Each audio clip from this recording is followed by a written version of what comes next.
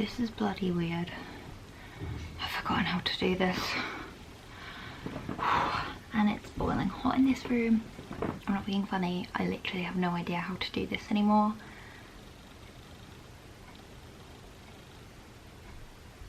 How do I do this? I think I'm gonna do this. Why am I so scared? Why is my heart literally pounding? I need to calm down. Hello everyone, my name is Olivia and welcome back to my channel. I know you probably did not expect to hear that phrase again, nor did I, to be honest.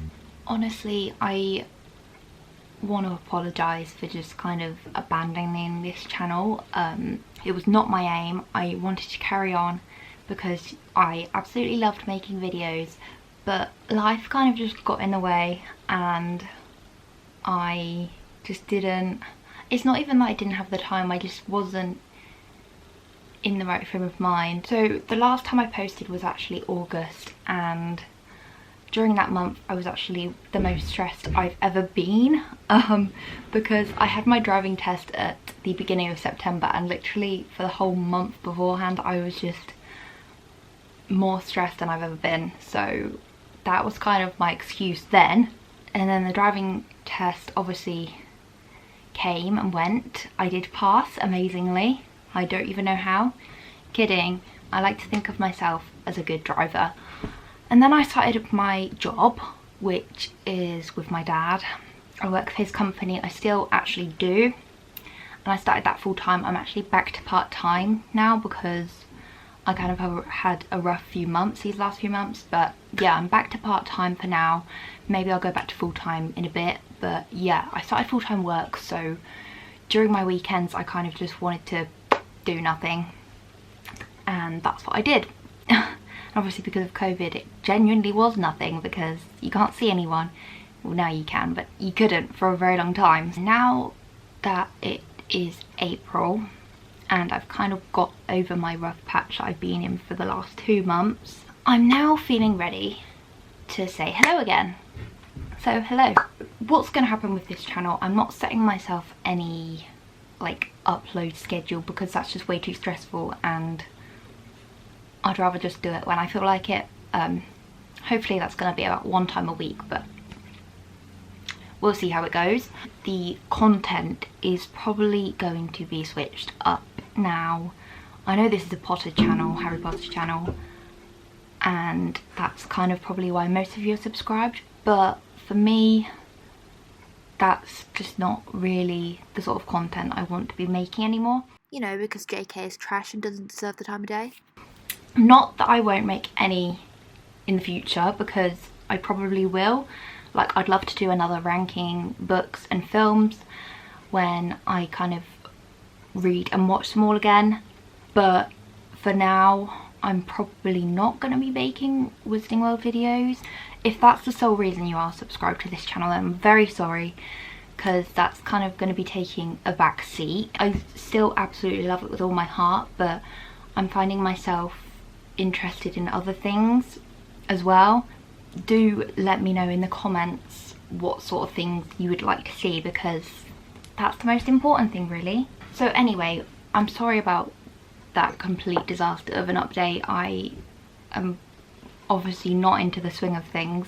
The video that you are on right now is going to be a reading wrap up. I've obviously made book related videos in the past, but they've all been Harry Potter ones, and this one is just all the books I read this month, which is super exciting. I absolutely love watching these videos. Yeah, before I actually start showing you the books, I should probably say that yes, one of my new obsessions is reading. I've got a very wide variety in this pile in front of me. I just love books and it's been a great distraction for me, just getting completely absorbed in another world. I'm gonna get started because this has been the longest intro ever, but I kind of felt like it was necessary to kind of tell you what's been going on, even though I didn't do it in the probably most amazing way. I'm sure I'll get back into the swing of how to speak like an actual human. I read 8 full books and then I started a 9th, which I've actually finished now, but I'm just gonna show you it. I'm not gonna actually discuss that one because I only read like 100 pages in the month of March. So yeah, that'll be in another video if I do make another video about reading. Maybe you guys hate this one and I will never do it again. I just realised you can probably see Bella in the background. For you guys who have missed Bella, stop getting distracted, Olivia, talk about the bloody book. So the first book I actually read this month was Jane Eyre by Charlotte Bronte. Bronte. Don't know why I said Bronte. I'm not the biggest classics reader, to be honest. I am trying to read one a month, and so far I've done that since I've started my reading journey again in January. The reason I'm not reading them more is because I do struggle with them. The writing style is obviously a lot more complex for me anyway. Me and my small brain, we do struggle with it. And this one is relatively long. I think this copy is about 400 and something pages, but the words are quite small. I did in a way struggle with it because of how difficult it is for me to understand a classics book. Wow, that makes me sound dumb. But yeah, I did really enjoy the story. Jane's character, she's just iconic, and it's such a feminist novel. So yeah, I don't really feel like I need to talk about the actual story because I feel like most people know the story of Jane Eyre, but if you don't, I'll just give you a brief summary. So it starts off with Jane in her aunt and cousin's like mansion, and they are really horrible to her. They treat her really badly, especially, what's his name, John? I think he's called John.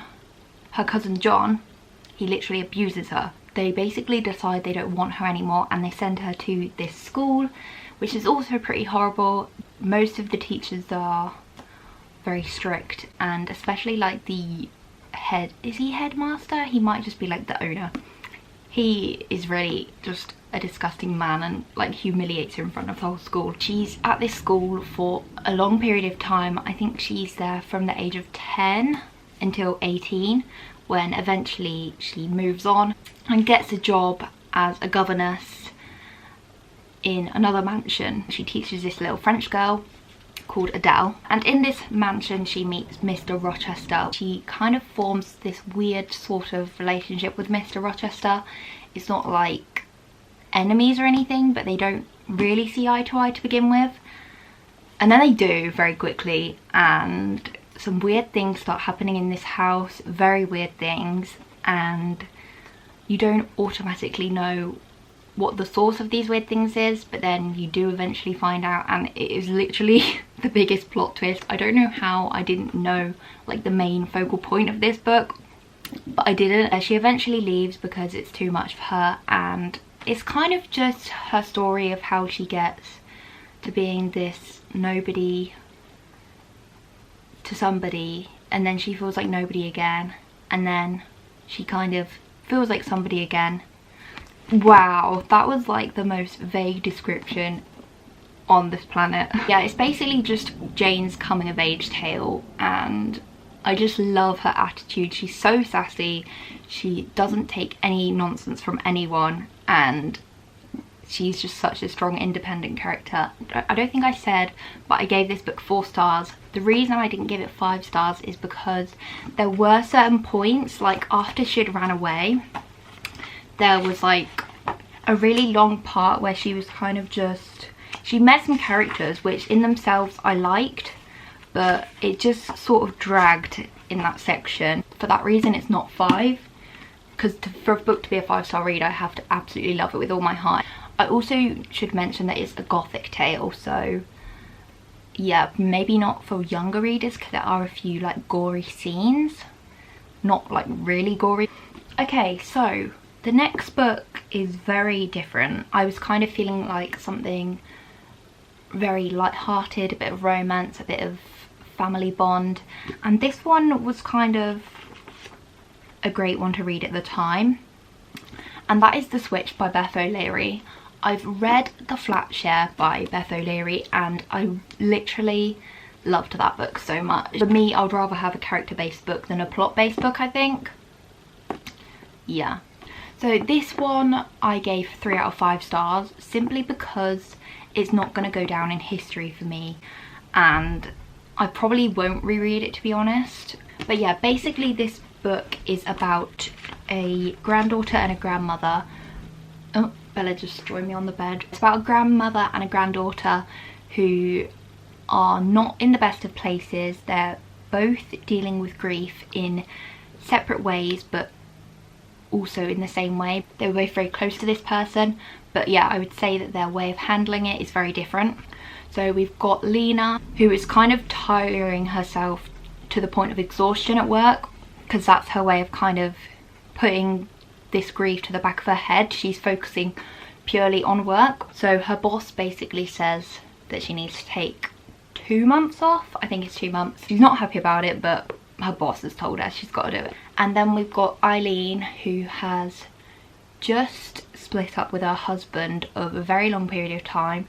He was kind of a waste of space, so she's not really upset about being broken up from him, but she is upset because she's lonely now. And because she's obviously elderly, I think she feels that she's not gonna get another sort of relationship like that again. It starts with her trying to basically find someone, and she's not having a lot of luck because she lives in a small Yorkshire village. And also I should point out that Lena lives in London. What their plan is to basically, as the title would suggest, switch places, which is a very interesting concept, and I don't know how realistic it actually is. Like, would a grandma actually go and stay in London with her granddaughter's friends? I don't know, but nevertheless it was a very interesting premise. Lena goes to stay in Yorkshire with the kind of elderly town and takes on all Eileen's activities, and Eileen goes down to London to try and find love, kind of prove that she's not too old and she can still have fun. And Lena basically goes up to Yorkshire to chill out and basically do the opposite of what Eileen wants to do. And yeah, like I said, it was very enjoyable, very heartwarming, but there was also a few darker topics in there. Like I said, the main being grief and how they're both battling it, and also family relationship. Lena has a very complex relationship with her mother. This book does include romance, but I wouldn't say it's the main topic. If you did enjoy The Flat Share, then you will definitely like that one. Personally, I don't think it was as strong. I don't know, I just wasn't as attached to the characters. It was nevertheless good, so if you did enjoy The Flat Share, then you should definitely give it a go. I feel like I'm taking way too long to describe these books. Okay, third book. I can't believe we're literally only on to the third. I'm gonna be sat here all day. Third book was another very different one from the last two. I have a very varied reading taste, if you haven't already noticed.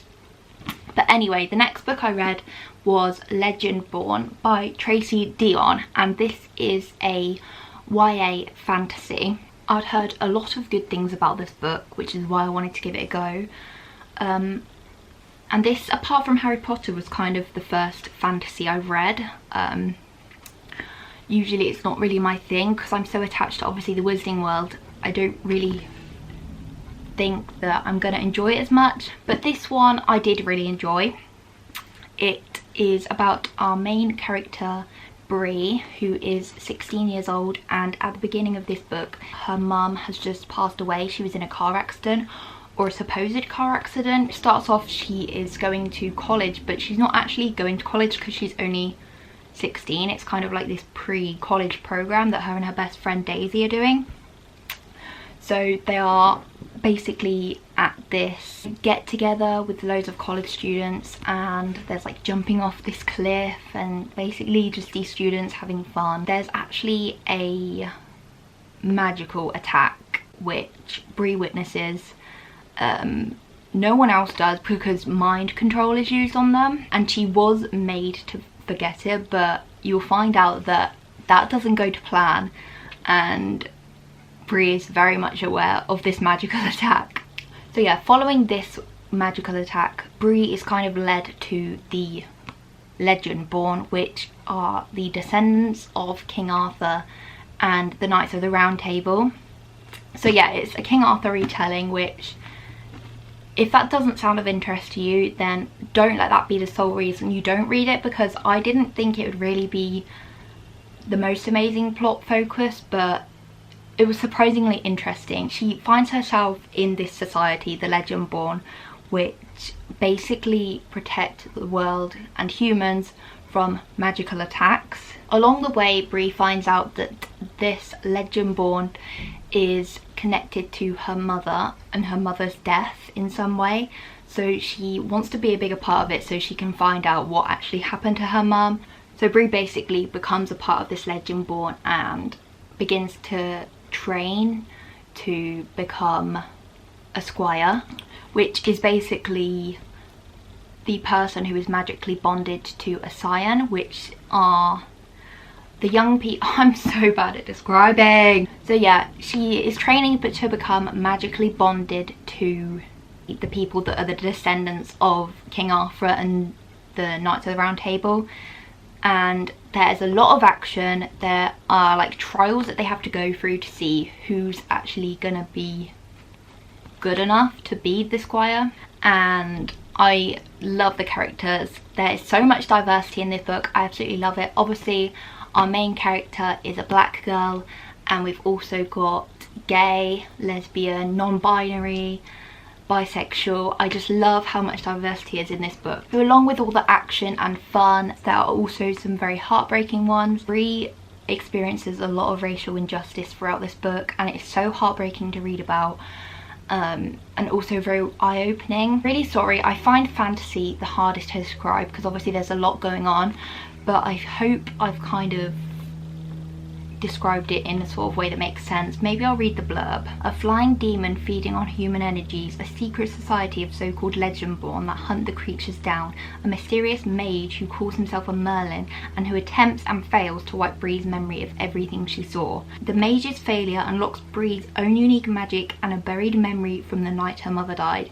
Now Bree will do whatever it takes to discover the truth, even infiltrate the Legendborn. But when the Legendborn reveal themselves as the descendants of King Arthur's knights and foretell a magical war, Bree must decide how far she'll go for the truth. Should she use her magic to take the society down or join the fight? I gave this book 4 out of 5 stars. The reason it's not a 5-star is because at the beginning of this book I did struggle to get into it because I did feel like there was a bit of an information dump. It took me a while to kind of understand all the rules of this world. But yeah, like I said, it is based at a college, so it's not just like a full-on fantasy world.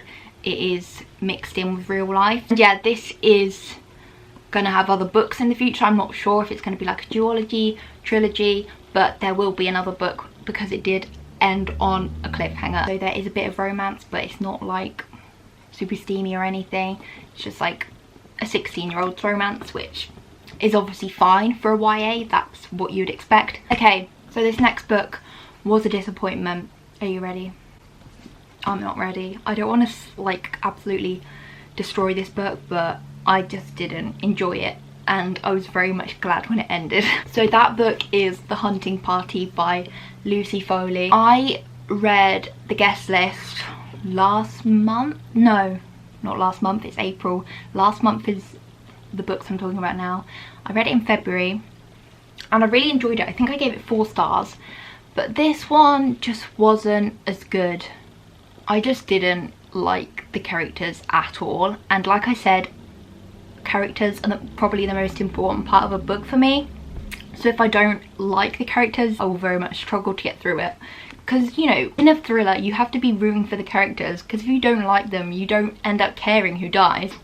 But anyway, I'm going to talk about the plot rather than what I didn't like about it. So this book is about, I can't even remember how many there are, but there's a group of friends who always go away every New Year. And this year they go away to a remote lodge in Scotland and they get snowed in. There is a murder during their time away. That's not a spoiler, that's literally what it says on the blurb.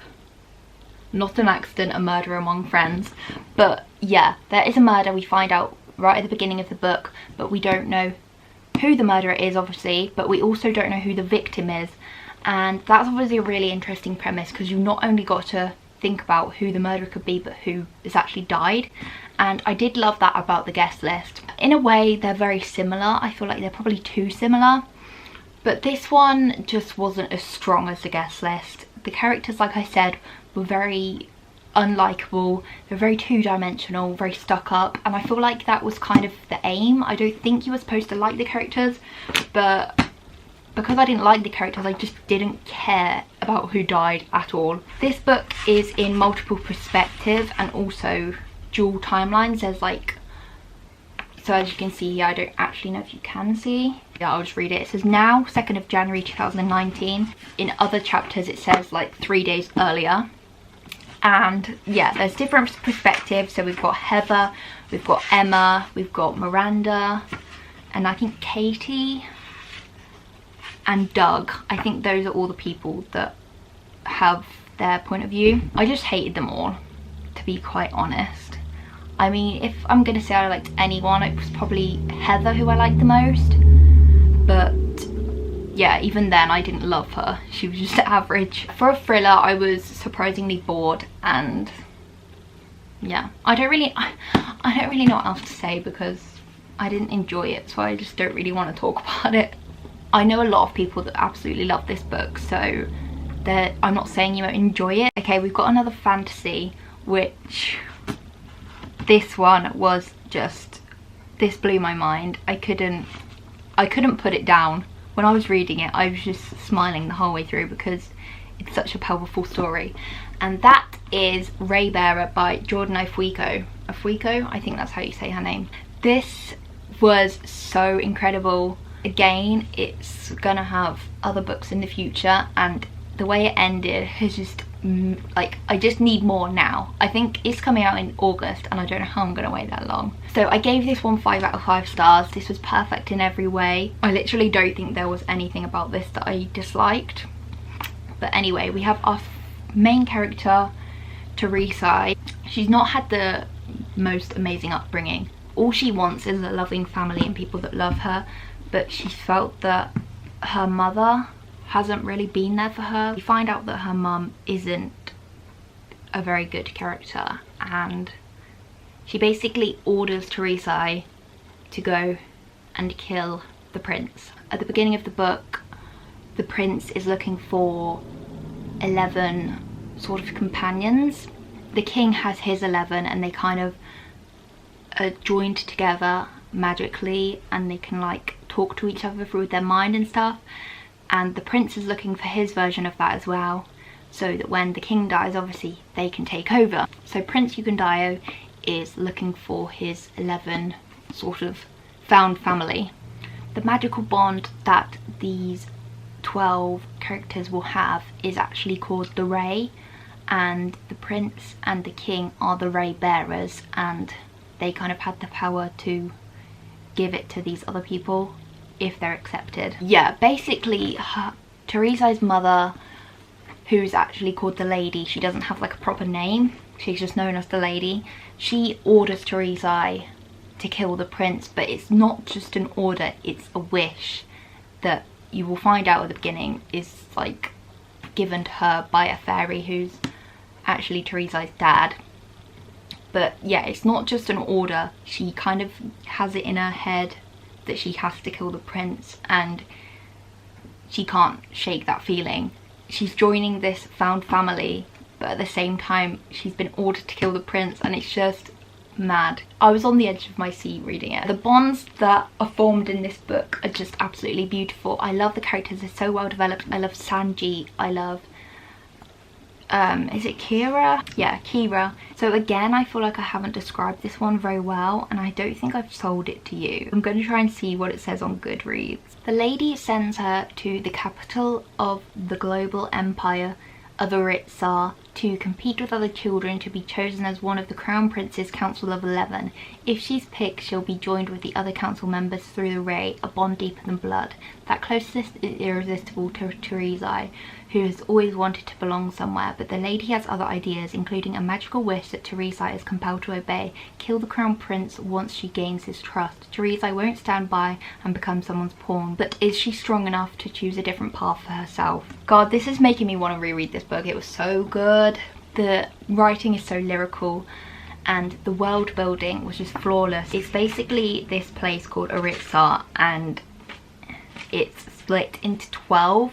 There's 12 different realms, and there's like a map Teresa is from Swana, but there are, yeah, her friends are all from the different realms, because basically the group of 11 all have to be from the different realms. Yeah, you think the book's gonna go one way and then it changes, and I just found it so unpredictable. That's something that I feel like you need in a fantasy. You don't want it to be predictable, you want there to be plot twists, and you want to be gripped, which I definitely was.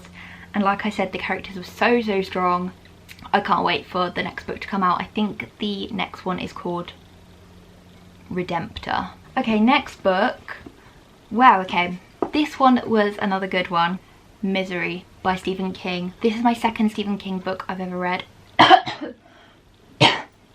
And it certainly didn't disappoint. I gave it 4 stars. This book I feel like it's going to be a lot easier for me to describe than the fantasy. This one just involves 2 characters pretty much. We've got Paul Sheldon, who is a writer, and he has written his own series which is called Misery. And Misery is the main character. She's a woman, she's got love interests, and it's a book series which is very well loved, especially by women. And at the beginning of the book we realise that Paul Sheldon doesn't want to keep writing about this character. He's bored, he wants a different route for himself, and he doesn't want to just be known as someone who's written this Misery series, because he just doesn't like it anymore, and a writer obviously needs to enjoy what they're writing. So it starts off with Paul having killed off Misery and we see that he's just finished the manuscript for his new book, which I think is called Fast Cars. And yeah, he's basically on his way to deliver the manuscript when he is in a very bad car accident because he's caught up in a snowstorm. He's found by a character called Annie Wilkes, who you think is his saviour, but as the book goes on she gets more and more weird, and you realise that she's not there to save him. So right at the beginning of the book we find out that Annie Wilkes is actually Paul's biggest fan, and the Misery books are literally her entire life. She loves them, and yeah, she just keeps going on about how much she loves his books. And basically what she does after finding him in the car crash, she takes him under her wing and kind of tries to nurse him back to health, but doesn't tell anyone what's happened. She just takes him back to his house and deals with it herself, which in itself is very weird. Like, you would take them to the hospital, wouldn't you? But no, she literally abducts him. And yeah, when Annie finds out that Paul has killed off this Misery character, something in her switches and she just becomes the most horrible character you can ever imagine. And literally I've had nightmares about her. What Paul has to do is start writing about Misery again in order to save his life, because she just won't accept that Misery's dead. And this book focuses a lot on pain, and we get a lot of the ins and outs of what goes on through Paul's head as he is held captive in Annie's house. The characters are just so well developed, and I think what is really amazing about this book is that it's not supernatural, it's not, you know, anything like that. There's no magic involved. It's literally just the terrors that one person can inflict on another, and I think that's what makes it so terrifying, because it could in theory happen to someone. I would definitely recommend this one if you like Stephen King and you haven't read it yet. I gave this one 4 stars because God, what's wrong with me? There were parts of this book which did kind of drag slightly. Like I said, it talks about pain quite a lot, and some of the bits I did find a little bit repetitive, but on the whole I really enjoyed it, and I can see myself rereading it. Probably not for a while though, because I've only just got over Annie. Okay, next book was another disappointment. I don't know why I brought this one, to be honest, because it didn't really seem like something that I would find interesting, and it did have potential, but for me it just wasn't. And that is Crazy Rich Asians by Kevin Kwan. This has actually, since being made, been turned into a movie which is supposedly really good, so I might give the film a chance, because I might enjoy that one more. I think it's actually quite a popular opinion that the movie's better. This book is kind of just like a soap opera in a way. That's what it felt like to me.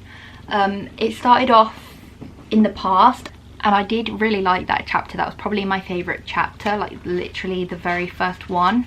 The main characters are called Rachel Chu and Nicholas Young, and he basically wants to bring her to Singapore to meet his family, and as the title would suggest, they are crazy rich, and he doesn't tell Rachel this. She kind of has to find out on her own. It is a comedy, but I didn't find it that funny. There were some parts of this book which I did go huh, but I was never like laughing out loud. For me, it just wasn't really my humour. Like I said, it did feel very soap opera based. It was very dramatic. A lot of the characters I hated. My favourite characters probably were Rachel and Nicholas, but I did also like a few others. Peek Lynn, she was a good character. Who else did I enjoy? Astrid. I would have loved to have seen more of Astrid's story, because there were a lot of different perspectives in this book, and a lot of them I just didn't like, and when it was getting to those chapters, I just wasn't interested at all, and found myself skimming them because I just wasn't interested in those characters at all. But when it was like Astrid's chapter or Rachel's chapter, I did like those a bit more. I still wasn't like fully invested in it. Like I said, it had potential, but I don't know. I just don't think it was for me. I can imagine a lot of people enjoying this. Personally, I don't really think comedy books are my thing. I definitely prefer more intense books. But yeah, I might give the movie a go because it might be more visually pleasing than actually reading about. This actually is a trilogy. They're called China Rich Girlfriend and Rich People Problems, but I'm not gonna read them, and I'm probably gonna get rid of this book because I definitely won't be rereading it. We have reached the last book, which I'm super excited to talk about because it was 100% my favourite book of the month, and literally my new favourite book in general. Are we ready? Are we ready for the big reveal? It is A Little Life by Hanya Yanagihara.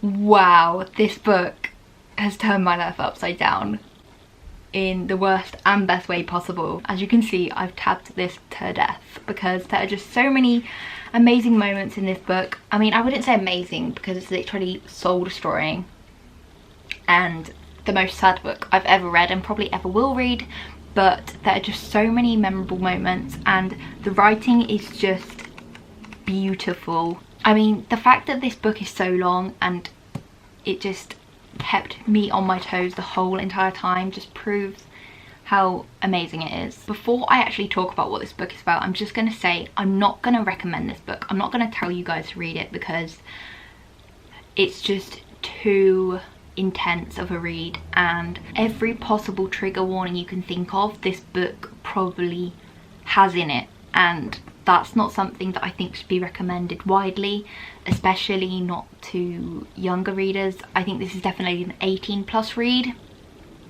but even if you are 18 or over, I'm not going to recommend it. A lot of people I can see getting negatively affected by it, but if you think you can read something and it's only going to be a reading experience and it's not going to affect you mentally, then maybe consider giving it a go. But definitely look up on the trigger warnings because there is a lot of them. This book will make you cry.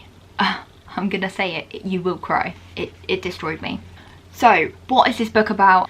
It is about 4 college friends who are living in New York. They're called Jude, Willem, Malcolm and JB, and the book starts off with the boys not really knowing where they're gonna end up in life, not really knowing what they want to do with life. Like, they have life goals but they don't know how they're gonna reach them, and Willem and Jude especially are very poor. It starts off them trying to find an apartment. Basically they're trying to find somewhere to live together. JB has a place to live. Malcolm still lives with his parents who are actually rich, so he doesn't have money problems, but Jude and Willem do.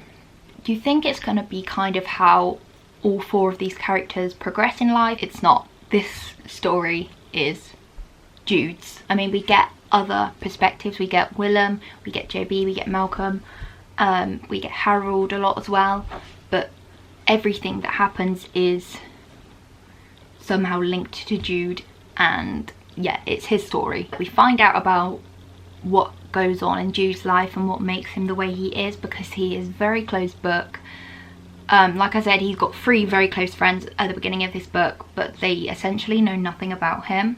As the book goes on, we find out more and more about Jude and why he is the way he is, and this book literally has my heart.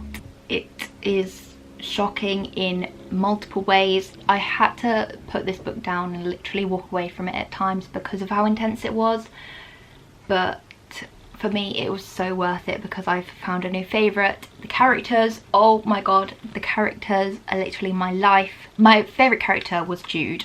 When I was reading this, I just kept saying, oh my gosh, my Jude, like my Jude. Closely followed by Willem. Willem is just the most important person in Jude's life. We come to find out. I also absolutely love Andy. I love Harold. Yeah, I kind of don't really think I can say much more than that because it's a very character-based book. There's no definitive plot, just the unwinding of Jude's past and how he's got to where he is. But I just loved this writing so much. Hanya Yanagihara is a genius. Like I said, I'm not going to recommend it to you because there's just too many trigger warnings, and I just know that it's not going to be everyone's cup of tea. It's just not. I'm actually going to read to you one of my favourite quotes. I also just want to point out that this book is the first book I've ever written in. Yeah, I've obviously got my tabs, but I've also highlighted my favourite lines as well. I'm just going to read to you one of my favourite quotes. I don't think it's a spoiler. In fact, it's not a spoiler because you don't even know who's saying it. But being with you is like being in this fantastic landscape, he continues slowly. You think it's one thing, a forest, and then suddenly it changes and it's a meadow or a jungle or cliffs of ice, and they're all beautiful, but they're strange as well, and you don't have a map and you don't understand how you got from one terrain to the next so abruptly, and you don't know when the next transition will arrive, and you don't have any of the equipment you need, and so you keep walking through and trying to adjust as you go, but you don't really know what you're doing, and often you make mistakes, bad mistakes. That's sometimes what it feels like. Oh, since I've tabbed this book, literally every day I've gone through and read my tabs because that's how much this story has stayed with me, and it is one that will stay with me for the rest of my life. 100% 5 star, 5 million out of 5 stars. It was just great. I feel kind of weird saying it was great because it was so heartbreaking, but I just loved it at the same time. Is it possible to love and hate a book at the same time? I guess it is. And then quickly, I also read the first 100 pages of Queenie by Candice Carty-Williams. I've actually read this one now, but I'm not going to give my verdict on it because that will be next month if I do decide to make another one of these videos. But yeah, I'm giving myself credit for reading another 100 pages because I think I was on like 103 by the end of the 31st of March. So giving myself the credit. So yeah, that is all the books I read in the month of March. I do apologise for how long this video is going to be. Obviously I haven't watched the footage back yet, but I can just tell how long it is because I've been sat here for ages. I've been gone since August, which is just really not good. But hey, we made it back in the end. I'm not promising when I will next make a video or if. I will make another one. I'm just trying it out, seeing how it goes on, seeing if any of you guys are still even here. Maybe everyone's left. They've just had enough of my inconsistency. Sorry, Bella's messing about. She wants to go downstairs now. But yeah, I really hope you guys enjoyed this video. I hope you're all doing well. If you want to give me a life update in the comments, I would absolutely love to read them. I love you guys with all my heart, and I'm sorry I haven't been here to provide you with content. I hope you understand. I hope you are still here. Oh, say hi. It's been a while, hasn't it? It's been a while.